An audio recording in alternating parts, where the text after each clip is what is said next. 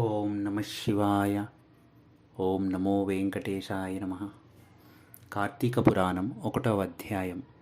కార్తీక మహత్యమును గురించి జనకుడు ప్రశ్నించుట. శ్రీమద్ అఖిలాండ కోటి బ్రహ్మాండమందలి ఆర్యావర్తమందు నైమిషారణ్యంలో శౌనకాది మహామునులతో ఒక ఆశ్రమం నిర్మించుకొని సకల పురాణములు పుణ్యచరిత్రలు వారికి వినిపించుచు సూత మహాముని కాలం గడుపుచుండెను. ఒకనాడు శౌనకాదిమునులు గురుతుల్యులకు సూతునిగాంచి, ఆర్య, తమ వలన అనేక పురాణ ఇతిహాసములు వేదాంగముల రహస్యములు సంగ్రహముగా గ్రహించినారము. కార్తీక మాస మహత్యమును కూడా వివరించి దాని ఫలమును తెలుపగోరుచుంటిమి, కాన తమరా వ్రతమును వివరించవలసిందని కోరినారు. అంతనా సూత మహర్షి, ఓ మునిపుంగవలారా, ఒకప్పుడు ఇదే కోరికను నారదుడు సృష్టికర్తయగు బ్రహ్మను కోరుకొనగా, బ్రహ్మదేవుడు అతనికి విష్ణుమూర్తి, లక్ష్మీదేవికి సాంబశివుడు పార్వతీదేవికి చేసిన విధముగా ఆ గాథను వినిపించెను. అట్టి పురాణ కథను మీకు తెలియచేయుదును. ఈ కథను వినుట వలన మానవులకు ధర్మార్థములు కలుగుటయే కాక ఇహమందును పరమందును సకల ఐశ్వర్యములతో తులతూగుతుందురు. కావున శ్రద్ధగా ఆలకింపుము అని ఇట్లు చెప్పెను. పూర్వముఖానొక దినంబున పార్వతీ పరమేశ్వరులు గగనంబున విహరించుచుండగా, పార్వతీదేవి, ప్రాణేశ్వర, సకల ఐశ్వర్యములు కలుగచేసినట్టిది సకల మానవులు వర్ణభేదములు లేక ఆచరించదగినది, శాస్త్రసమ్మతమైనది, సూర్యచంద్రులున్నంత వరకు ఆచరింపదగినది అగు వ్రతమును వివరింపమని కోరెను. అంతటా మహేషుడు మందహాసమునరించి, దేవి, నీవు అడుగుచున్న వ్రతము స్కాంద పురాణమున చెప్పబడి ఉన్నది. దాని ఇప్పుడు వశిష్ఠ మహాముని మిథిలాషుడైన జనక మహారాజుకు వివరింపబోచున్నాడు. చూడు ఆ మిథిలా నగరం వైపు అని మిథిలా నగరం దిశగా చూపించను. అట మిథిలా నగరంలో వశిష్ఠుని రాకకు జనకుడు సంతసించి అర్ఘపాద్యములతో సత్కరించి కాళ్ళు కడిగి ఆ జలమును శిరస్సుపై చల్లుకొని, మహాయోగి మునివర్య, తమరి రాక వల్ల నేను, నా శరీరము, నా దేశము, నా ప్రజలు పవిత్రులమైనాము. తమ పాదధూళిచే నా దేహము పవిత్రమైనది. తమ రిటకి ఎందుకు వచ్చితిరో తెలుపుమని వేడుకొనెను. అందులకు వశిష్ఠుడు, జనక మహారాజా,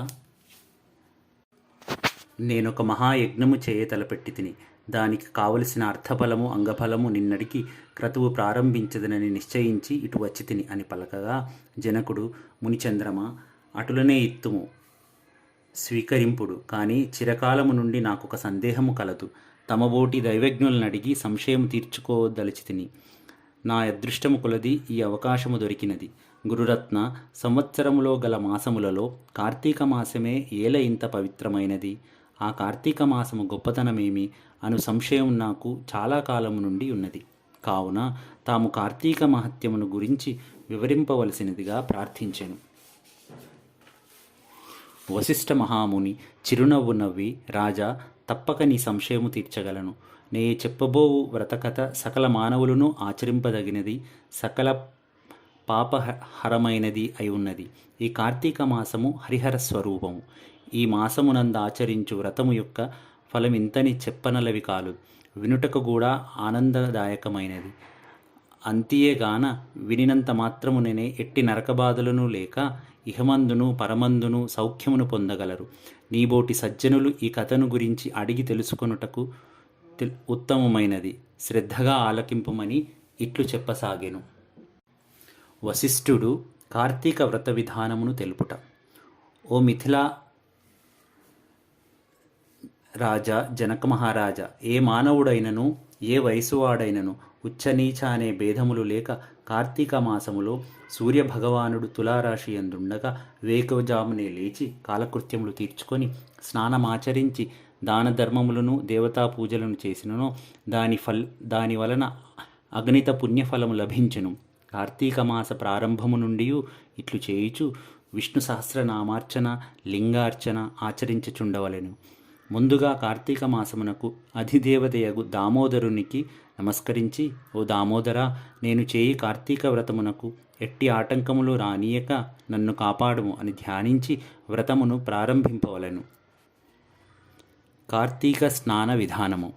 ఓ రాజా, ఈ వ్రతం ఆచరించు దినములలో సూర్యోదయమునకు పూర్వమే లేచి కాలకృత్యములు తీర్చుకొని నదికి పోయి స్నానమాచరించి గంగకు, శ్రీమన్నారాయణునకు, పరమేశ్వరునకు, భైరవునకు నమస్కరించుకొని సంకల్పము చెప్పుకొని మరల నీటి మునిగి సూర్య భగవానునకు అర్ఘ్య ప్రాధానమొసంగి పితృదేవతలకు క్రమప్రకారముగా తర్పణములొనర్చి గట్టుపై 3 దోసిళ్ల నీళ్లు పోయవలెను. ఈ కార్తీక మాసములో పుణ్యనదులైన గంగా, గోదావరి, కృష్ణ, కావేరి, తుంగభద్ర, యమున మున్నగు నదులలో ఏ ఒక్క నదిలోనైనను స్నానమాచరించి ఎడల గొప్ప ఫలము కలుగును.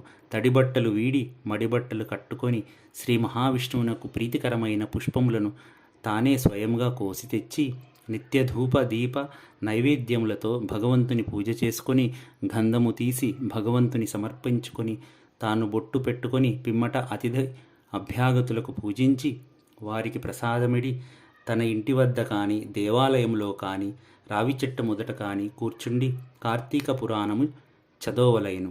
ఈ సాయంకాలమున సంధ్యావందనమును ఆచరించి శివాలయమందు కానీ విష్ణు ఆలయమునందు కానీ లేక తులసి కోట వద్ద కానీ దీపారాధన చేసి శక్తిని బట్టి నైవేద్యము తయారు చేయించి స్వామికి సమర్పించి అందరికీ పంచిపెట్టి తర్వాత తాను భుజింపవలెను.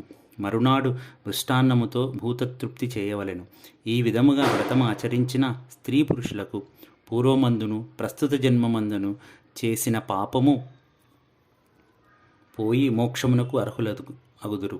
ఈ వ్రతము చేయుటకు అవకాశము లేని వారలు వ్రతము చేసిన వారలను చూసి వారికి నమస్కరించినచో వారికి కూడా తత్సమాన ఫలము దక్కును. ప్రథమాధ్యాయము మొదటి రోజు పారాయణము సమాప్తము. జై శ్రీమన్నారాయణ.